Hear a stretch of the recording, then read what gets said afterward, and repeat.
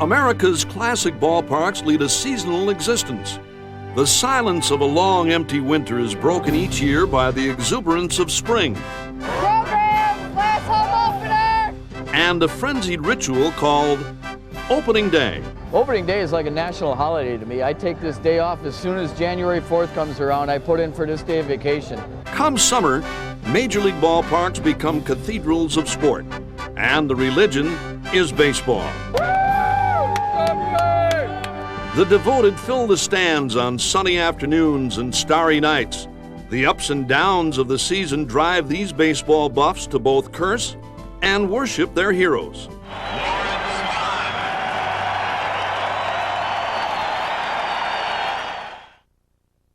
Ballparks never look better than when filled and decorated for the Fall Classic, the World Series.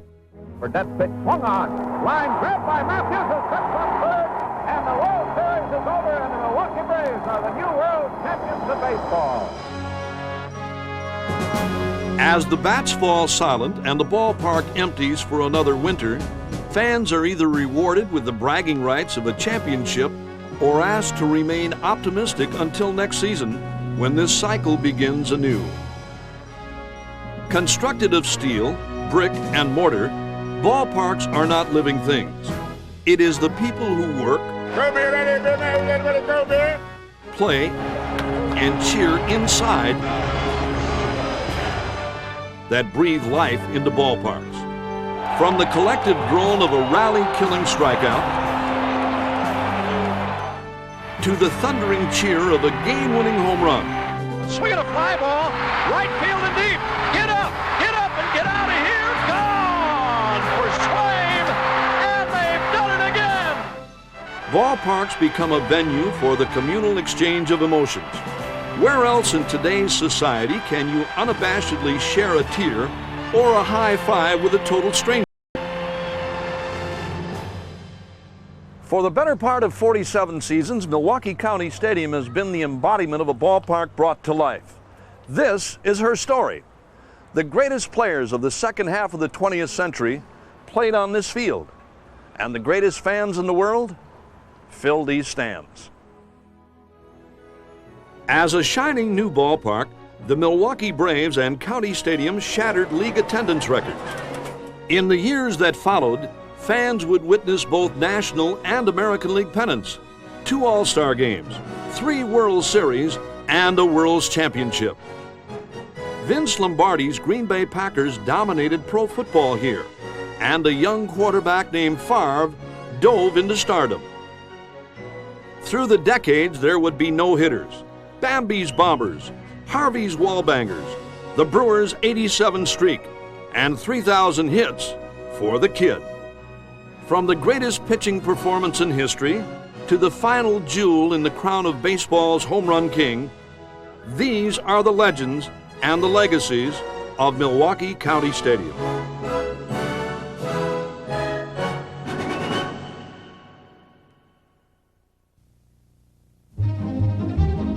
County Stadium was born in the prosperity and optimism of post-World War II Milwaukee.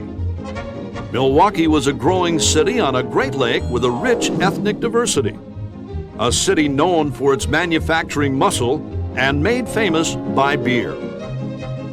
By the late 1940s, Milwaukee was the 13th largest city in America, and community leaders wanted desperately to join the big leagues. Milwaukee had a baseball team and a stadium, but neither was Major League. The team was the Milwaukee Brewers, a minor league franchise of the Boston Braves. At times, the Brewers were among the most talented teams in the minors. Many a Brewer went on to bat in the big leagues. The Brewers played at Borchard Field, a wooden rectangle with little league foul lines and no parking. For years, a pet goat grazed the infield to save money on mowing. Built in 1887, it was originally called Athletic Park. The name of the ballpark was changed in 1919 after Otto Borchert bought the Brewers. By the late 1940s, Borchard Field was in splintering decay. To move up from the minors, Milwaukee needed a new ballpark. After years of debate, Ground was broken for County Stadium on October 19, 1950. It was, to me, one of the really most remarkable acts of courage and vision that I've ever seen. They build this ballpark. There's no tenant here other than the old Milwaukee Brewers, who are still playing in beloved Borchard Field. And that's going to be the tenant. It was both an act of faith and necessity. The Brewers needed a new home, but community leaders had dreams of something bigger. They hoped County Stadium would attract a big league franchise. However, there was no prospect of expansion, and no team had moved in decades. There were 16 teams, and nobody could have thought at that point in history that a team would leave the East Coast corridor to come to Milwaukee. By March 1st of '53, County Stadium was finished at a cost of roughly $6.5 million. The Brewers had a new home. Seemingly overnight, everything changed. On March 13th, Boston Braves owner Lou Perini announced his intention to move his team to Milwaukee. On March 18th, the National League owners approved the move, and Milwaukee goes wild. Will you say in your name? Operators at the Braves office were besieged with calls for tickets. When the team arrived at the train station in Milwaukee, more than 12,000 screaming fans were there to welcome them. The Braves manager was Charlie Grimm, and on paper, that was the outlook for the team. In Boston, the Braves had been one of the worst teams in baseball, but on this chilly April day, they were greeted like conquering heroes.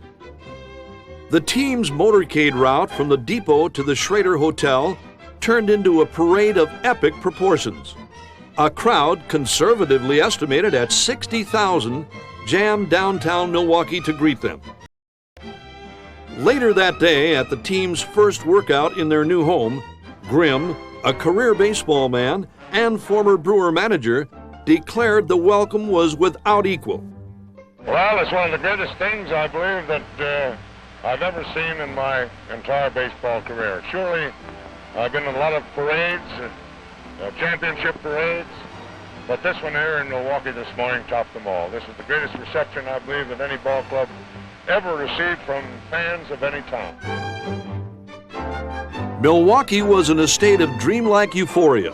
In 1 month, their shiny new ballpark had indeed brought them a big league team. The first game at County Stadium on April 14th was naturally a sellout.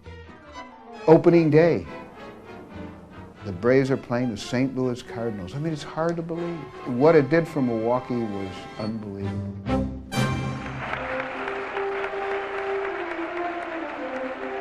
A capacity crowd of 34,357 watched Braves ace Warren Spahn battle the Cardinals' Jerry Staley.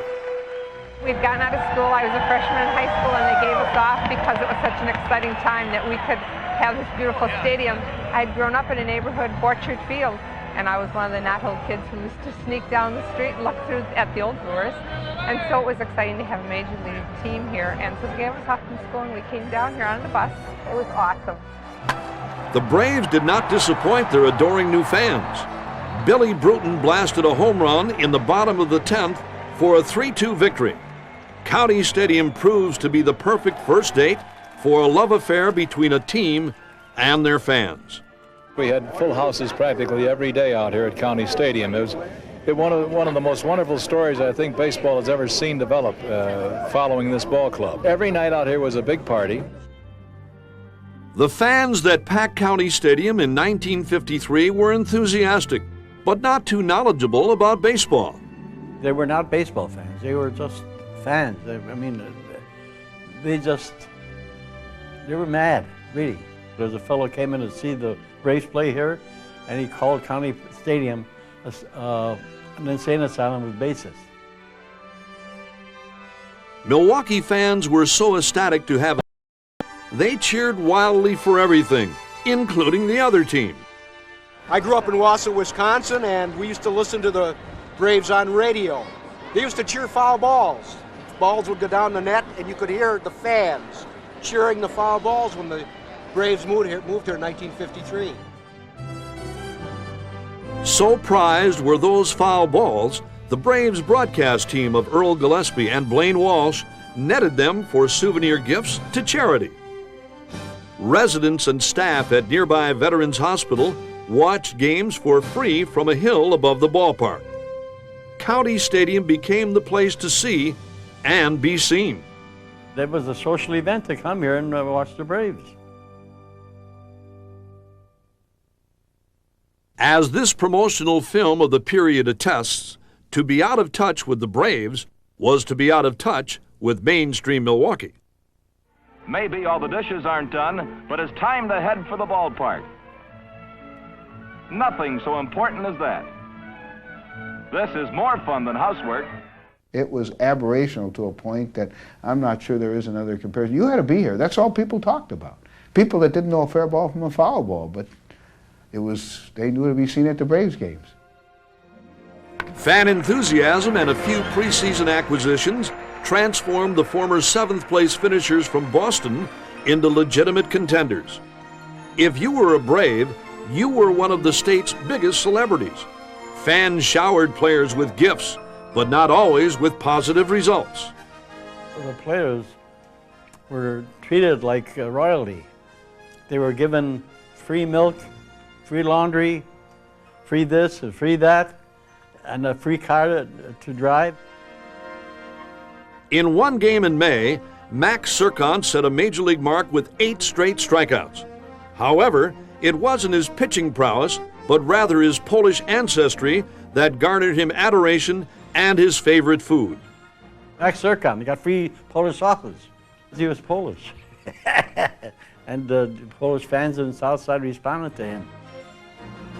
Unfortunately, consuming huge quantities of free sausage took its toll on Max's midsection and his pitching. He pitched very well for a while. He had a good record.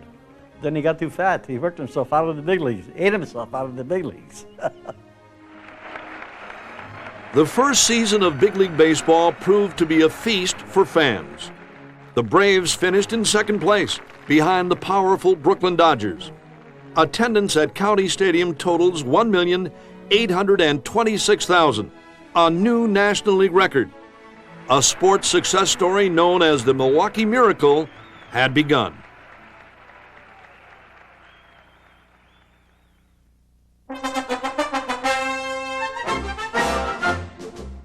One week after the Braves finished their season, the Green Bay Packers made their first appearance at County Stadium.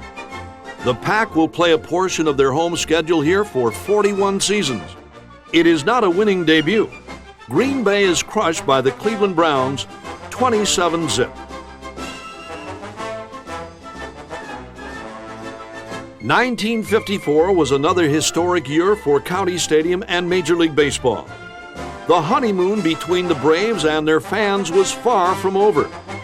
The turnstiles spin to the tune of $2.1 million, making Milwaukee the first National League city to crack the 2 million mark.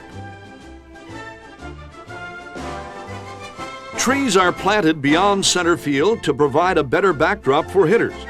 The grove is nicknamed Perini's Woods, after the team's beloved owner.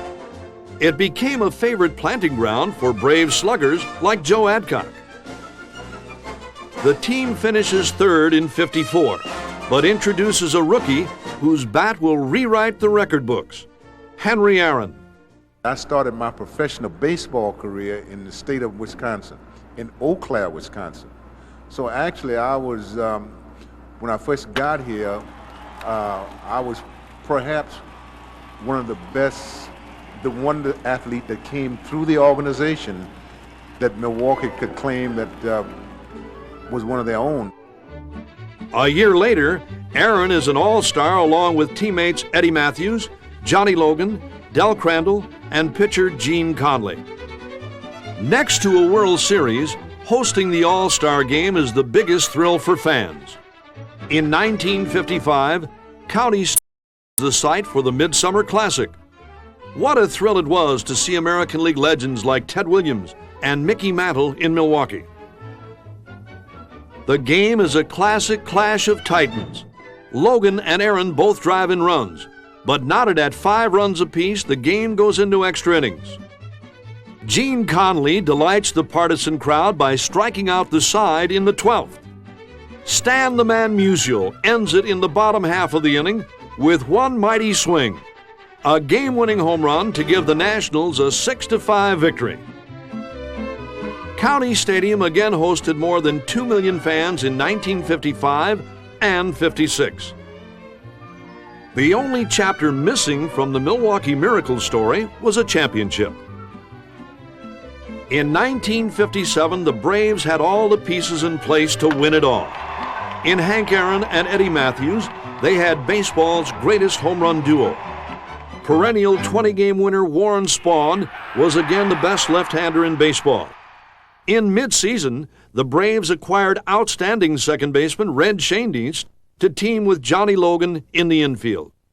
By September 23rd, it all boiled down to this. If the Braves could beat the St. Louis Cardinals, they'd be the champions of the National League.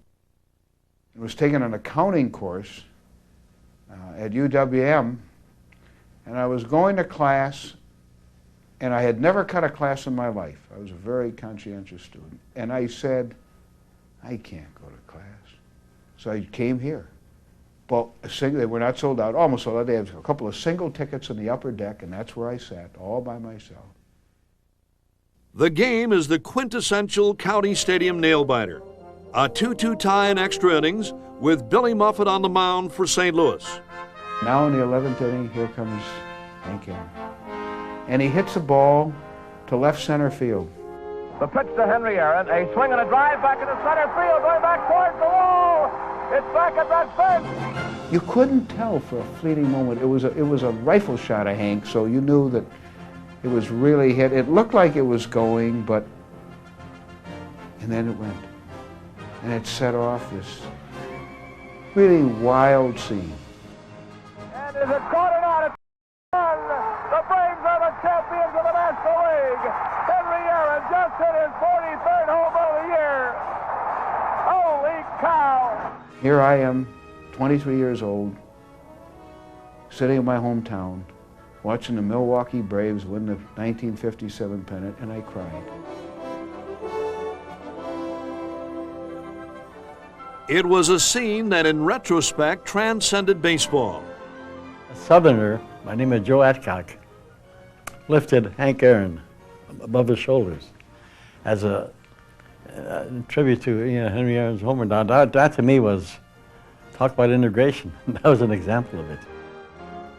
While Hank is being hailed as a hero in Wisconsin, racial tensions are erupting in violence in Arkansas. New York Times said the next day, the day they carried a black man off the field in Milwaukee while they were riding, Little Rock shows the paradox in this country. County Stadium hosted its first World Series game on October 5th, 1957. The visiting New York Yankees are the defending world champions.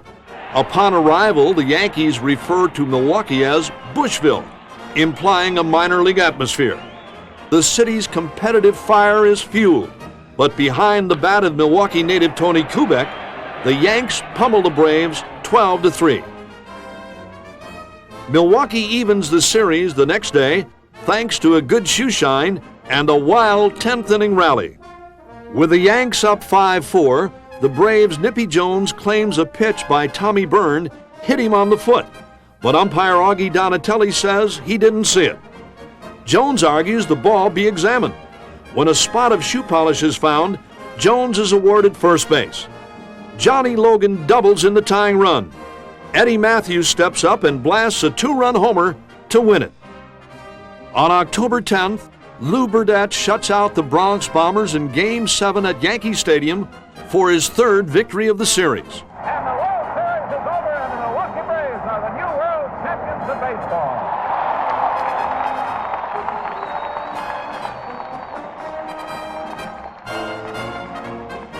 The photograph on the front page of the paper says it all. Bushville wins. Warren Spahn receives the Cy Young Award as baseball's best pitcher, and Hank Aaron is the MVP. Greatest thrill I ever had in baseball, bar none, was the year that we clinched the pennant here in 1957, when I hit the home run off Billy Muffet, and we were able to go and defeat the Yankees in 7 games. That, to me, was probably the greatest thing that ever happened to me as a ball player at that time. The Braves are again the class of the senior circuit in 1958. The team captures another National League pennant and returns to the World Series. However, the 1958 World Series is a County Stadium memory worth forgetting. The Braves blow a 3-1 lead and lose to the Yankees. For the first time since 1953, the team fails to draw 2 million fans. The Braves and Dodgers tie for the pennant in '59, but Los Angeles beats Milwaukee in a playoff at the LA Coliseum. It will be the Milwaukee Braves' final postseason appearance. County Stadium does witness near perfection in '59. On May 26th, Pittsburgh's Harvey Haddix pitches a perfect game for 9 innings, but he's locked in a scoreless tie with the Braves' Lou Burdett. Haddix remains untouchable for 12 full innings, retiring 36 straight batters. It is the greatest pitching performance in baseball history, but not enough to beat the Braves. In the 13th, Felix Mantilla reaches base on an error, and Haddix walks Hank Aaron. That was the end of his masterpiece. Adcock came in and hit a homer, but Hank Aaron went to second. Instead of going around, he went back to the dugout, so he was out.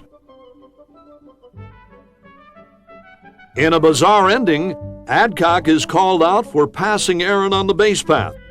The final score is ruled 1-0. A heartbroken Harvey Haddix hurled history's only perfect loss. Lou Burdett was the pitcher. Gave up 12 hits and he won the game.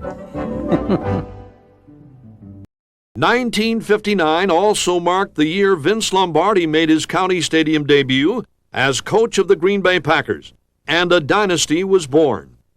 By 1961, the Packers were unstoppable. On December 3rd at County Stadium, Jim Taylor runs for a team record 186 yards. The Packers beat the New York Giants 20-17 and clinched the Western Division title.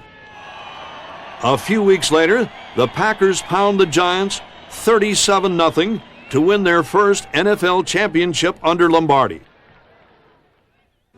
The new decade did not bring a return to the top for the Braves. The team's slot in the standings began to slip, and so did attendance at County Stadium. At the start of the '61 season, some fans stayed away because they could no longer bring in their own beverages. The county board passed an ordinance prohibiting carry-ins of beer, liquor, or soda. The battle of the six-packs swung back to the fans' favor in 1962. The board partially overruled the previous decision to permit fans to carry in canned beer. However, it wasn't all about beer. In 1962, attendance fell below 800,000, and Lou Perini decides to sell the team to a group of Chicago businessmen. Recently, as I've been thinking things over, I believe that a good deal more could be accomplished here in Milwaukee if new owners took over. With the sale, the marriage seemingly made in heaven between the Braves and Milwaukee would soon deteriorate into a messy divorce. There was still plenty to cheer about.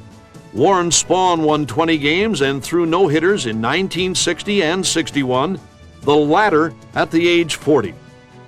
In August of '61, the ageless left-hander won his 300th game, ensuring a spot in the Hall of Fame.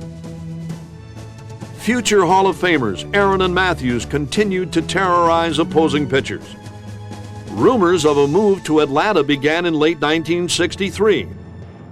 The Braves made a run at the pennant in '64, but finished 5 games out of first.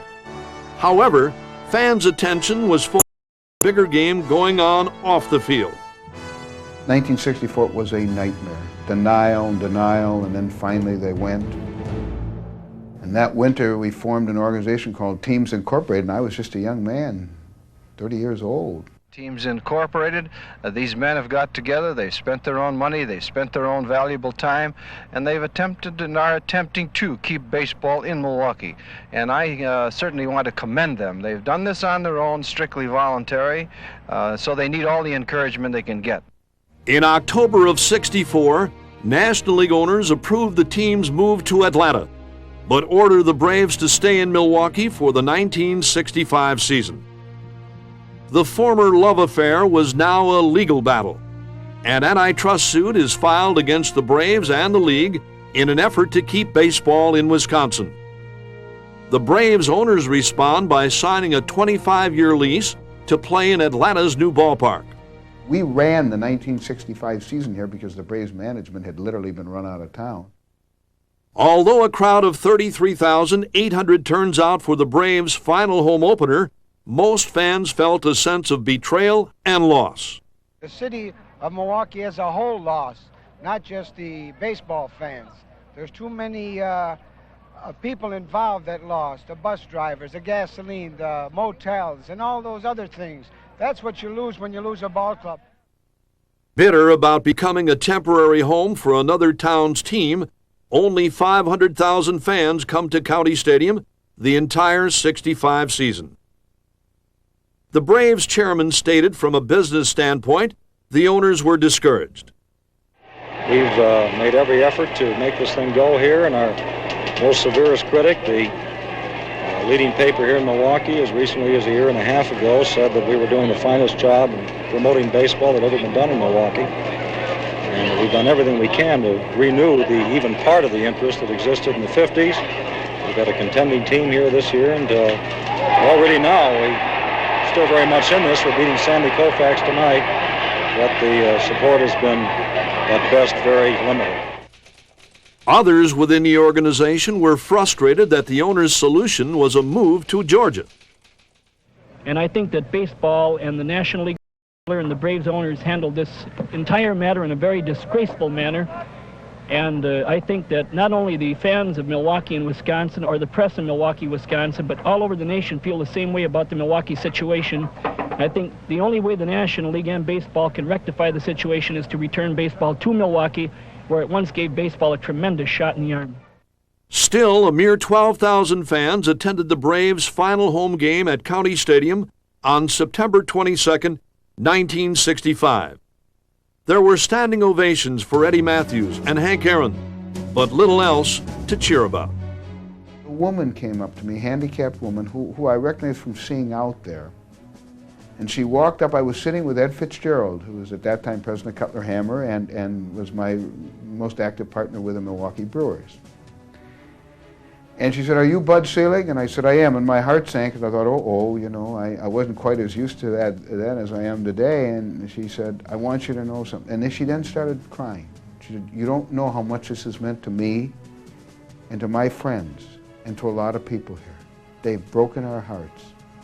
And then she looked at me, and there were going to be a lot of lonely nights coming and a lot of heartache, and she pointed her finger at me and said, "Young man, don't you fail, because you're all we got." And I never forgot that. The Braves lost to the Dodgers 7-6 in 11 innings. As Milwaukee Braves, Matthews and Aaron had surpassed Babe Ruth and Lou Gehrig as baseball's all-time home run duo. Their sad exit from their field of greatness was forever frozen in this famous photograph. Following the game, there was optimism among fans that Selig and Fitzgerald would bring big league ball back to Milwaukee in short order. But I honestly feel that we perhaps might be without Major League Baseball for 1 year, if that long, but no more than 1 year.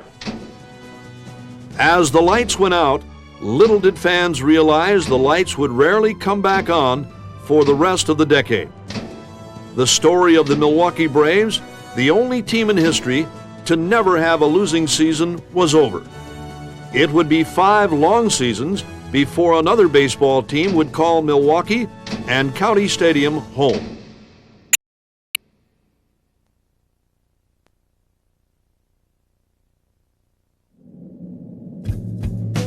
A long, lonely winter gave way to a season of isolation in 1966. One local official proposed using the idle ballpark as a drive-in theater. The only tenant in County Stadium was Vince Lombardi's Green Bay Packers. The defending NFL champions won all 3 games they played in Milwaukee, outscoring their opponents by a whopping 117-16. The Packers won the NFL title in 1966 and in 1967.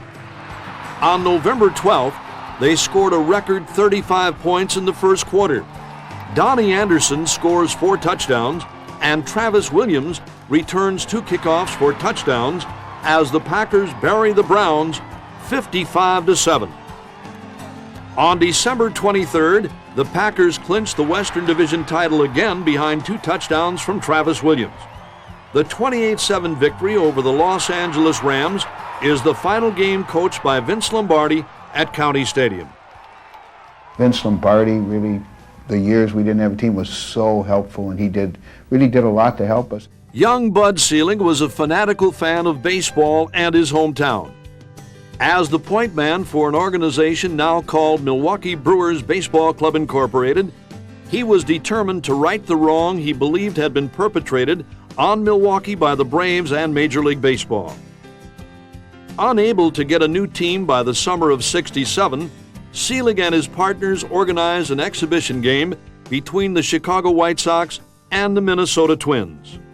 Everybody here told me not to do it, it would fail, and further add to this Milwaukee being a bad baseball town, and 51,144 people showed up. There were so many people here, they actually stood people on the warning track. There were that many, it was an overflow crowd. People stood on the warning track for the game. And so a ball that went into the warning track was a home run because it was filled with people. White Sox owners were so impressed with the turnout, the team agreed to play 10 games at County Stadium in 1968 and '69. One game in June of '69 featured the Sox against the expansion Seattle Pilots. That would eventually determine Milwaukee's baseball future. Unfortunately, a deal to sell the White Sox to Selig in '69 is pulled at the last minute. In the meantime, both leagues turned down Milwaukee's bid for expansion. The outlook for a franchise was bleak. I would go to meetings, and you couldn't get anybody to say hello to them. People who today, or even 2 years later, became very good friends of mine.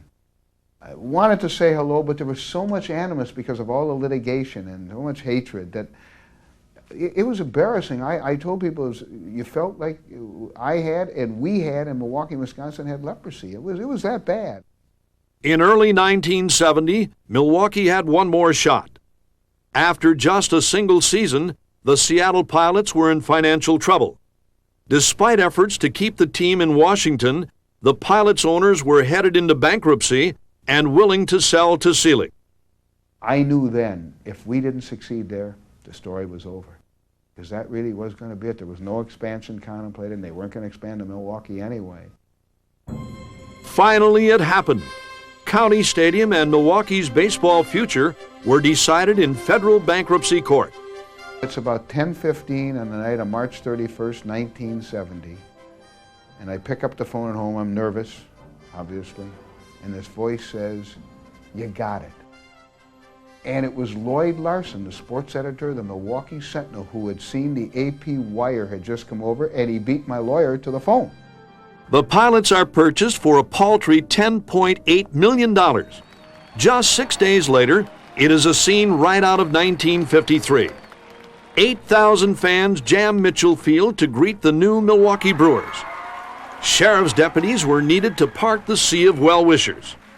Well, it's got to mean a great deal to not only to me and the coaches, but to the players, and we just hope we can repay you as quickly as possible. That's a good way to go. Thank you. Let's rip California on Tuesday, huh? Attaboy. After 5 years of bitter disappointments and soul-searching, Selig was triumphant. That was, to me, will always be my proudest accomplishment. I just cannot tell you how much satisfaction I take from that. 7th, 1970, County Stadium welcomed its new American League team, and 37,000 fans. Milwaukee was once again a big league city. It was a feat that didn't go unnoticed outside of baseball. My first telegram was from Vince Lombardi, who was then in Washington, congratulating me on a job well done and your patience and persistence, and that meant a lot because he was very helpful when he was here. Unfortunately, the Brewers' debut did not have a storybook ending. The team is pounded by the Angels 12-0. It didn't seem to matter, even to the owner. I've often joked it's the only game the Brewers ever played. I didn't care whether they won or lost. I was just so happy to have a team. But you know, after you got beat 12-0, then you realize now you got to start to get to work. Milwaukee's new team is not good. Nevertheless, they immediately attract a small but loyal following, including a 69-year-old retiree named Milt Mason. Milt couldn't understand why, after 5 years without a team, the crowds weren't bigger. So he vowed to stay in a trailer atop the stadium scoreboard until the Brewers drew a crowd of 40,000. Milt is dubbed Bernie Brewer and stays in the sky for 41 days until a turnout of 44,000 brings him sliding down a rope on August 16th. Mason's antics gave birth to the Bernie Brewer mascot. The Brewers managed just 65 victories for the 1970 season and finished 33 games out of first place. The 1971 and 72 teams were not much better.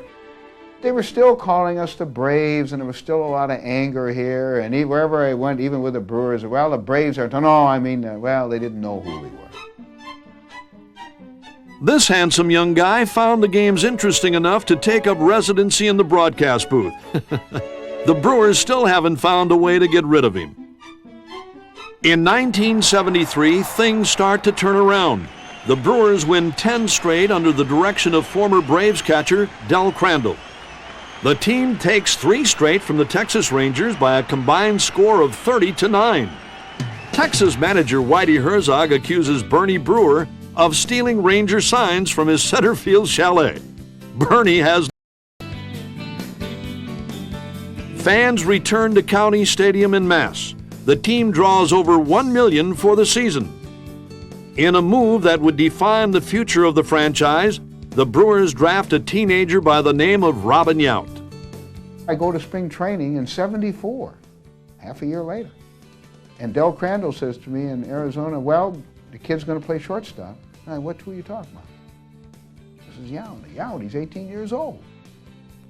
Oh, he's going to play shortstop. And I looked at Jim Wilson, I looked at Del, and I said, look, you guys are running a baseball operation, you must be nuts.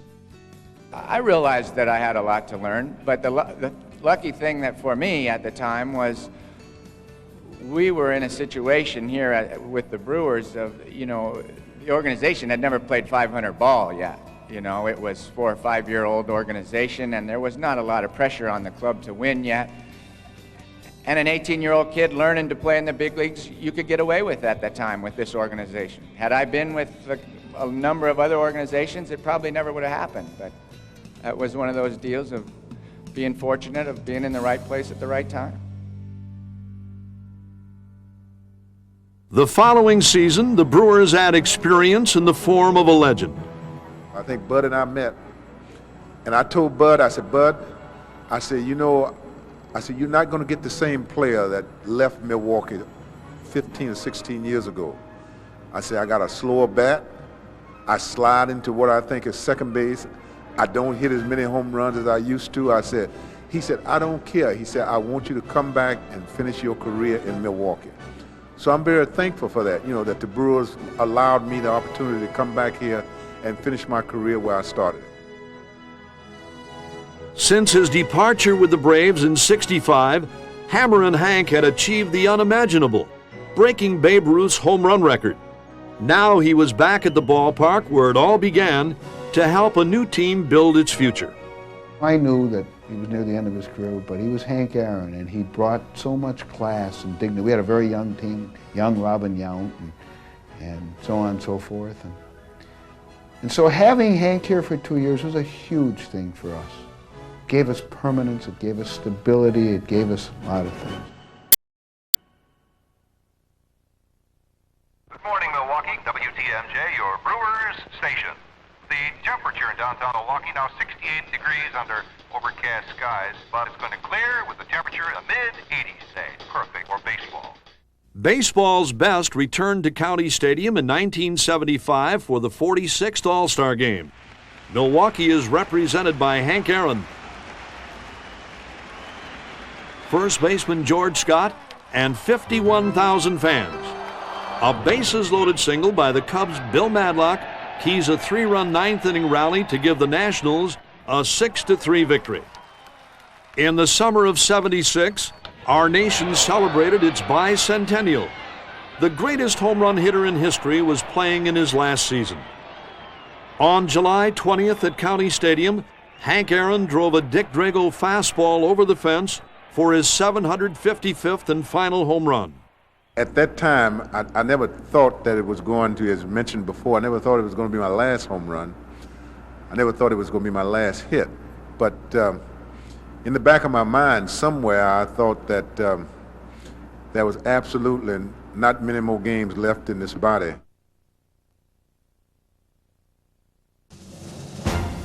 In late 1977, Selig rearranges the team's front office in what came to be known as the Saturday Night Massacre.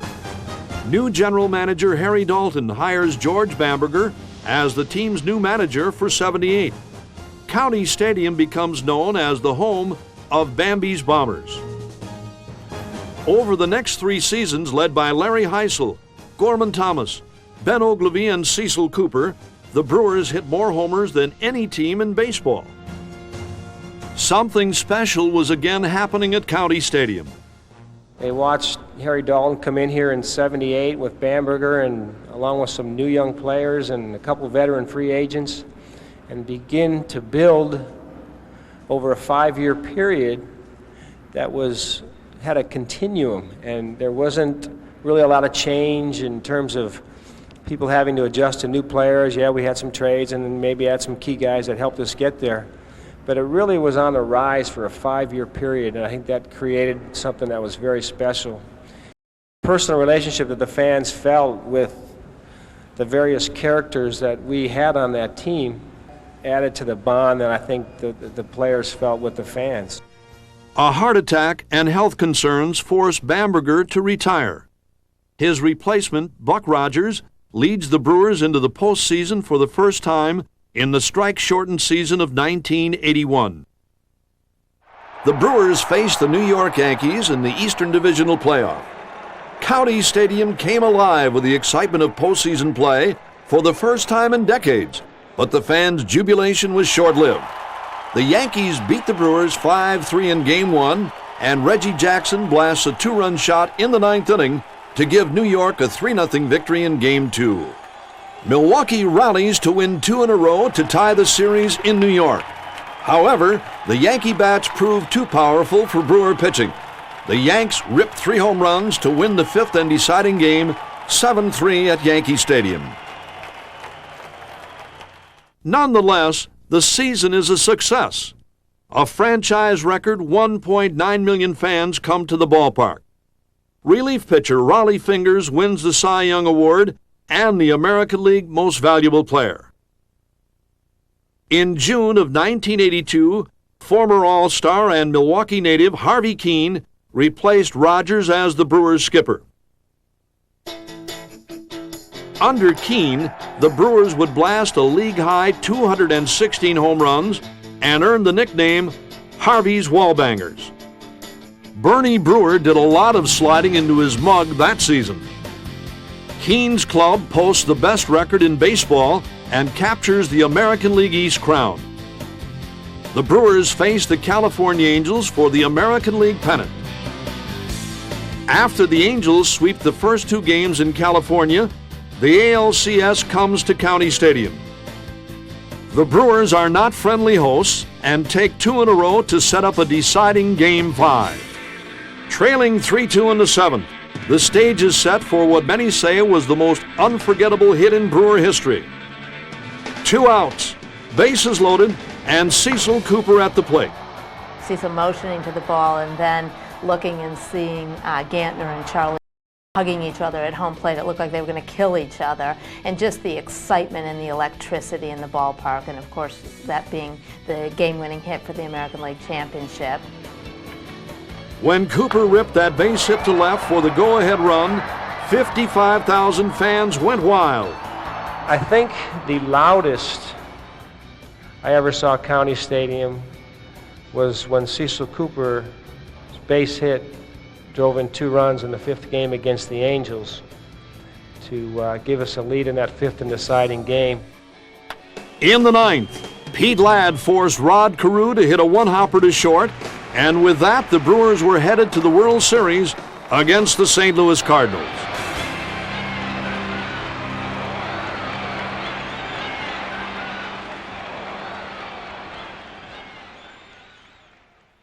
In 1982, Milwaukee had won 95 games, the best in the majors, but the Brewers would enter the series without their bullpen ace, Rollie Fingers, and face a St. Louis lineup loaded with talent.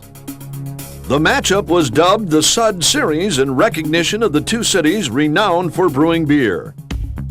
It was Milwaukee's Brewers who put on a baseball clinic in the series opener at Busch Stadium. Mike Caldwell pitched the game of his life, a 3-hit shutout.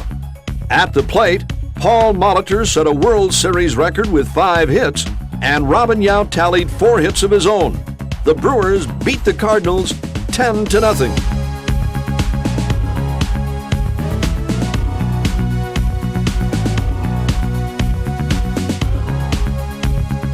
St. Louis came back to win Game 2. As the series headed to Milwaukee, it was knotted at a game apiece.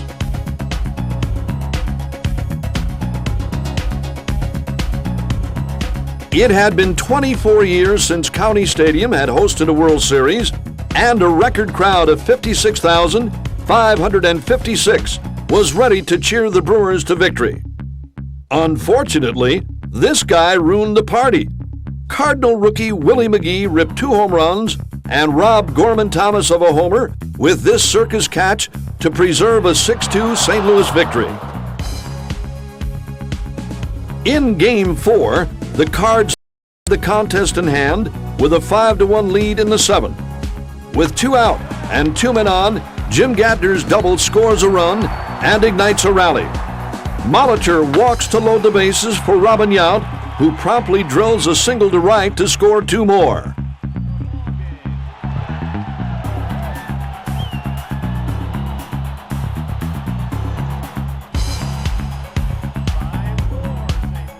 Still trailing 5-4, the Brewers load the bases for Gorman Thomas.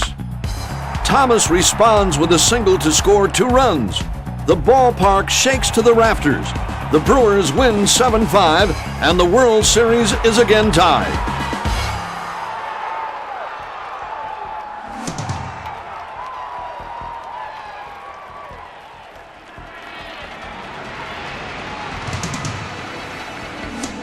Game 5. The final game in Milwaukee is the 3rd straight record crowd of over 56,000. Mike Caldwell is back on the mound, but is not as effective as he was in Game 1. The Cardinals bang out 14 base hits, but plays like this by Paul Molitor and a diving catch by Charlie Moore keep Caldwell and the Brewers in the game. Robin Yount provided most of the offensive support. Rockin' Robin posted his second 4-hit performance of the series, including this home run to right field. The Brewers win 6-4 as fans storm the field. Milwaukee is just 1 victory shy of a championship. But it was not to be. Back in St. Louis, the Cardinals win Game 6 and 7 to take the '82 World Series. An estimated 150,000 fans turn out for a parade to honor the Brewers. An unprecedented show of support for a team that lost the World Series. The parade ends with a rally at County Stadium. We ball players are down with dejected. We didn't win the 7th game of the World Series. We all wanted it so badly, but we can never tell by the people here. I mean, they are diehard fans. The 20,000 fans at the ballpark cheer loudly as Robin Yount makes a grand entrance on a motorcycle. Pete Vukovich is named the Brewers' 2nd consecutive Cy Young Award winner. 1982 is the year of baseball recognized what fans at County Stadium had known for years, that Robin Yount was baseball's best, the epitome of an unselfish, hard-working shortstop. To me, the best player that I've ever seen play, and you know the things that he did, there's nothing like seeing him turn the corner at second and run to third off a single, you know, that's down the right field line when he's on first. It's just awesome to watch him run and the way he plays the game. Yount collected a league-high 210 hits for a .331 batting average and was the unanimous choice as the American League's most valuable player, an award he would win again 7 years later at a different position. What those voters didn't know and couldn't know is how he played through injuries that would have sidelined most players. To get Yount to sit out a single game was almost impossible. The call would go, "Your kid's acting up again," because that's what he became to be known by everybody. So I'd go down, and one day Harvey called. This was in '82. And I said, I walked in the clubhouse, and I can still remember Mauder and Gantner and Yount sitting over there. And as soon as the door opened, they started groaning. Because whenever I came, it was either to, I wasn't coming down to pat them on the back at that point. I did a lot of that. But in those days, I did spend a lot of time with players because I really enjoyed it. They were just great to be around. But Robin knew why I was there, and I said, "You're not playing today." I talked to Dr. Jacobs, and he said, "You can't play, and Harvey doesn't want you to play. You're hurt, and you're going to take a day off." And he got mad, and he was throwing things around, and I can still remember Mauder and Gantner cleared out of there because they saw this was serious, and they were not going to get stained by any of this, and nor do I blame them. I said, "You're not playing," and that's the end of the discussion. And he was really upset. And he said, "Please," and I started walking out, "Please." So we went over in the corner, and I explained to him, "Robin, you know, as close as we've been, your health is more important to me than you're hurting yourself." He said, "I know that." And he did know that. And we were, in a wonderful sense, in a way, in the same relation with Hank, protective of one another. But he looked at me and he said what every athlete, or maybe every human being should say, "But boss," he always called me boss, "I'm a ball player. That's what I'm here for." And that epitomized Yount.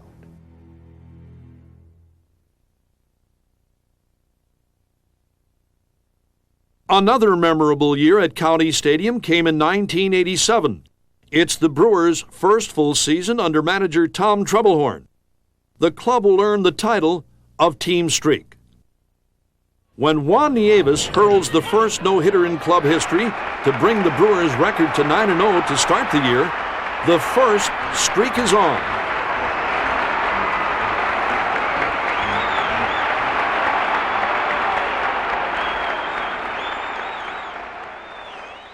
Come Easter Sunday, the Brewers are battling the Texas Rangers for their 12th victory to start the season, an American League record.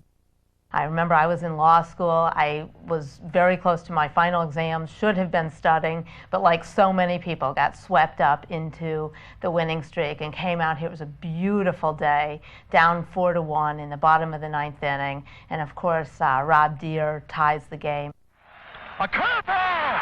Drilled to deep left. Gonna get way out of here and down for Deere. And they have tied it at 4. Deere's 3-run shot sends County Stadium into delirium. But it would get better. Gantner, there he goes. The pitch, a swing and a fly ball, right field and deep. Get up and get out of here. Gone for Swaim, and they've done it again. 12 in a row on a 2-run blast by Swaim to win it. Oh my goodness. Holy cow, do you believe it?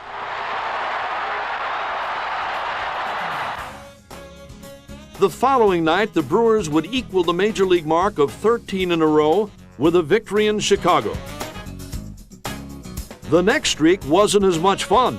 In May, the team loses a club record 12 in a row.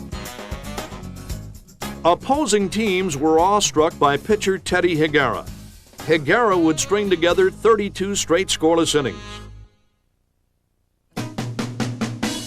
1987 would produce one more streak, Paul Molitor's pursuit of Joe DiMaggio.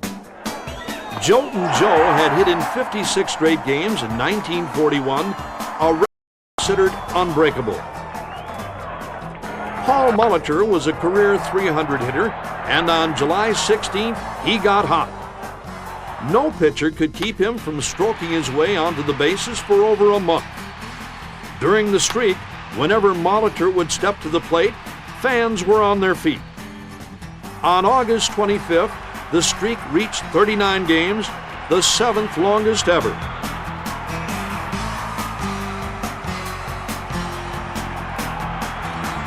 The next night, the streak came to an end. The Brewers' Rick Manning drove in the winning run against Cleveland in the 10th inning, with Molitor standing in the on-deck circle. Brewer fans booed Manning relentlessly for his heroics and for preventing Molitor's next at-bat. Molitor congratulated Manning for winning the game, but Brewer fans never forgave him. County Stadium fans have a history of cheering for the opposition if history is in the making. They applauded Oakland's Rickey Henderson for setting a new single-season record for stolen bases, even though he beat Ted Simmons' throw and Robin Yount's tag. During Nolan Ryan's bid for his 300th victory, County Stadium looked and sounded like a Texas Rangers home game. After Ryan beat the Brewers 11-3, the fans cheered Ryan some more. In the final weeks of the 1998 season, Brewer fans got caught up in the hype of the home run battle between the Cardinals' Mark McGwire and the Cubs' Sammy Sosa. Both men hit homers in back-to-back series in Milwaukee, and 50,000 plus stand and scream their approval. Brewer pitchers naturally felt betrayed. Still, the most heartfelt ovations were reserved for members of the home team. County Stadium may have sustained structural damage from sonic waves in 1994, when in the final seconds of the last Packer game at County Stadium, a young Brett Favre dove into the end zone to beat Atlanta and put the Pack in the playoffs. Favre is on the run. Favre is down the sidelines. Favre, touchdown! He dived into the end zone, and the Packers score with 14 seconds to go. Unbelievable. What a lunge by Brett Favre. I've never seen anything. What a play. What a way to get this team into the playoffs. I think the most emotional I ever saw this ballpark was the 3 games leading up to Robin Yount's 3,000th hit. You know, to need 3 hits with 3 games to go on a homestand, and according to Bud's script, get 1 per day and take it down to the last at bat or second last at bat of the last game, the emotion continued to build. The 0-1 pitch. Swings, and there it is! A base hit into right center. He's done it. 3,000 for Robin. On that historic night in 1992, Robin became the 17th player in history to collect 3,000 hits. Even in his finest hour, leave it to Robin to be thinking first about his team. The night I got my 3,000th hit was kind of a downer for me personally. We ended up losing that game. I made the last out of the game. I lined out to shortstop to end the game, and I can remember when, you know, we were in the middle of a pennant race at the time, and every game was big, and I was more disappointed after that game that we had lost and lost a game in the standings than I kind of faked it, being excited about the 3,000th hit when the game was over. I mean, it was certainly a thrill the moment it happened, but I was pretty bummed out when that game ended. When Robin got his historic hit, the first players to congratulate him were Paul Molitor and Jim Gantner. Yount, Molitor, and Gantner were the best of friends and the backbone of the Brewers during the success of the late 70s and 80s. When the team needed a clutch hit or a critical out, one of this trio would usually deliver. They played together for 15 seasons at County Stadium, unheard of in the modern era of free agency. Together, they collected 6,399 hits, the most by any 3 teammates on any club ever. Molitor and Gattner left after the '92 season. Molitor to free agency and Gattner to retirement. Yount played just one more year without them. Molly, Gumby, and the Kid will always personify Brewer baseball, and those who saw them play will remember their special bond.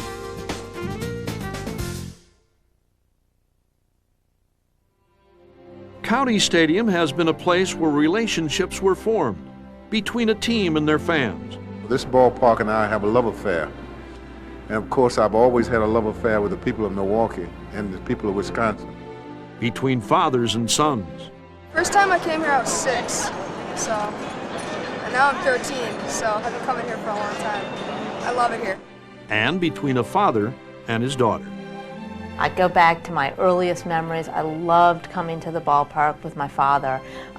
For me, we couldn't leave the house early enough, had my own little rituals. I like to get autographs. There aren't that many things that you can say transcend, your youth, your teens, your 20s, in my case now my 30s, and it really does. And in each decade, it's played such an important role for me personally.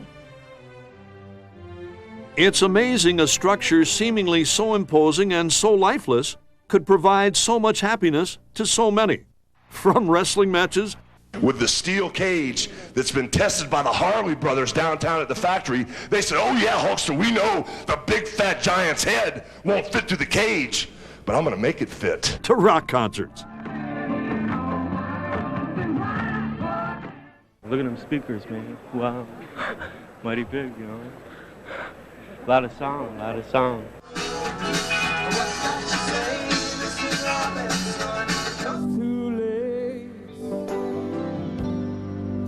Save myself from falling. From a modest burger or brat before a night game to an annual opening day tailgate extravaganza. County Stadium in some way has enriched the lives of all who have paid her a visit. More than 100 million spectators have enjoyed the various events here. Granted, the grass still looks the same, but this ballpark has weathered 48 years of happiness and heartbreak that inaugural season of 1953. While it still can warm you on a sunny day, it is old and brittle. The time has come to say farewell. I'm going to miss it. I really am. I love County Stadium. Well, what it means to me is the end of a lot of memories. I actually like this stadium, and I raised my family here. Ask any ball player and he'll tell you there's comfort in that old glove that helped him make it to the big leagues. But there comes a time when you need a new one to compete. 15,000 of us broke ground for Miller Park in 1996, and now rising before our eyes is the ballpark by which all others will be measured in the 21st century. Saying goodbye is bittersweet. I saw this old ballpark in its first year, and I see it now in its last.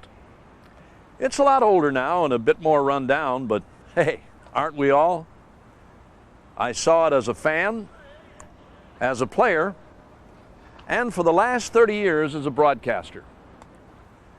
Your thrills of victories and agonies of defeat will never be forgotten.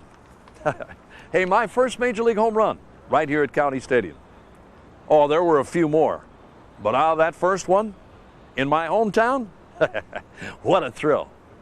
But honestly, I can't wait to get to New Miller Park. But for one man, saying goodbye won't be so easy, for the memories go deeper.